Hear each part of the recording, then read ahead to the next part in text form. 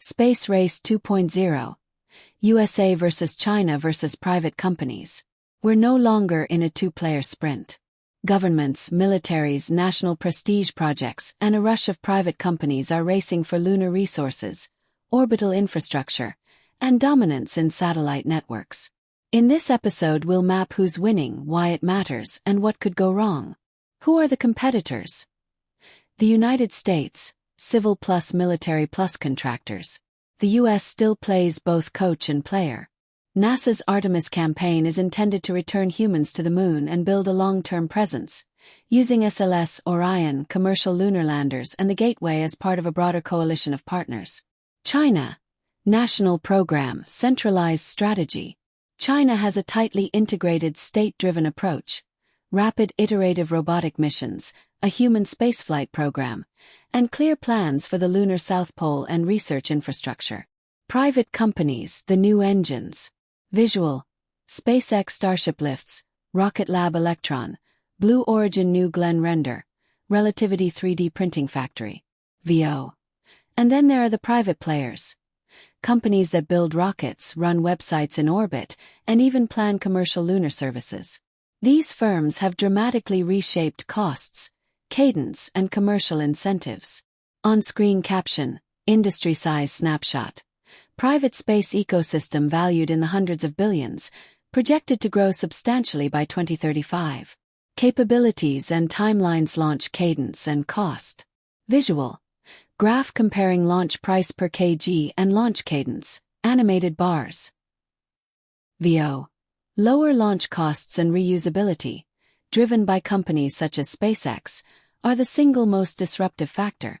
Faster, cheaper access to orbit lets private firms iterate and deploy at scale. On-screen caption/fact. Recent U.S. military launch contracts heavily favor commercial providers, with SpaceX awarded a majority share in a recent tranche. Moon plans and crewed missions. Who could land when? China's robotic campaign has been rapid and successful, and it's publicly aiming at a lunar landing program by the end of this decade. The U.S. Artemis campaign remains on the path to human missions but faces technical and schedule risks. Private lander firms present wildcard options for getting payloads, and eventually people, to the surface. Strategic advantages and vulnerabilities. USA. Strengths and weaknesses. Strengths. Broad international partnerships, Artemis Accords, massive private sector base, military contracts and tech edge. Weaknesses. Program cost overruns, supply chain and schedule slippage, political risk and dependence on private firms for critical launches. Support. Artemis schedules/risks and reliance on commercial providers. China. Strengths and weaknesses. Strengths. Centralized decision-making, fast iterative engineering, steady funding for national projects, and growing collaboration with partners in Asia/Africa. Weaknesses. Less transparent program, limited partnerships with Western firms, and vulnerability to technological bottlenecks that transparency would otherwise reveal. Private companies. Strengths and weaknesses. Strengths.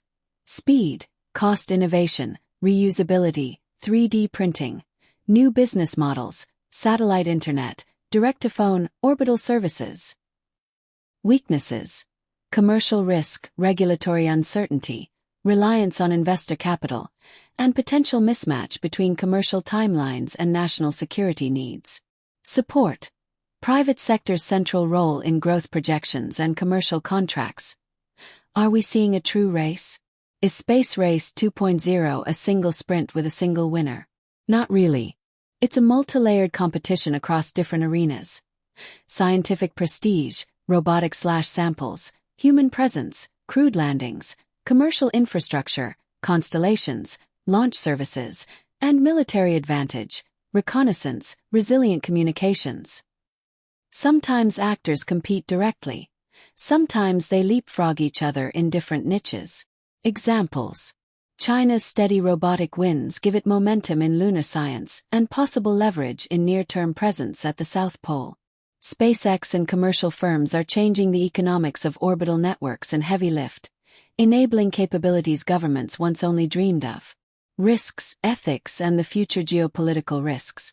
More players means more friction points. Orbital congestion, anti-satellite tests, and dual-use technology create flashpoints. Countries and companies will need norms, but those are lagging behind capability. Legal and resource questions. Who owns lunar ice? Who can mine it? The Outer Space Treaty forbids sovereign claims, but commercial exploitation is still legally fuzzy. Expect disputes and a scramble for legal frameworks. Commercialization and inequality. The boom could create global benefits, satellite internet, Earth observation, but it could also concentrate power and data in a few firms and nations. Regulatory policy will matter. Closing. We're entering a hybrid era. Governments set strategy and legitimacy. Private firms supply scale, technology, and speed, and China offers a disciplined, state-led trajectory. The next decade won't produce a single winner. It will produce multiple winners and new dilemmas. The real question is, will humanity organize these advances so that exploration, science, and security advance together, or will competition turn costly? Call to action. Which part of Space Race 2.0 do you think matters most? Lunar bases, satellite networks, or something else?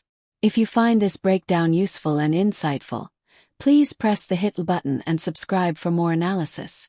Also, leave your thoughts below.